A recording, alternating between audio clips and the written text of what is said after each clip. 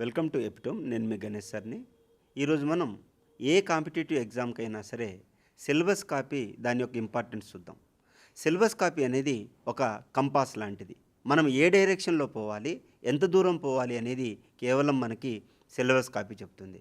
Majority of the UPSC aspirants చేసే mistake ఏంటి అంటే, మనము టాపర్ స్టాక్ చూసేసి, లేదు అనుకుంటే ఎవరైతే సక్సెస్ అయ్యారో వాళ్ళని మిమిక్ చేయడానికి ట్రై చేస్తాం. బట్ సక్సెస్ఫుల్ క్యాండిడేట్స్ కూడా ఫాలో అయ్యే అంశం ఏంటంటే సిలబస్ కాపీని థరోగా చదవడం, సిలబస్ కాపీ గురించి తెలుసుకోవడం. ఒకవేళ మీకు సిలబస్ కాపీ మీద ప్రాపర్ అవగాహన లేకపోతే మార్కెట్లో ప్రతి ఒక్క బుక్ కొనాలనిపిస్తుంది.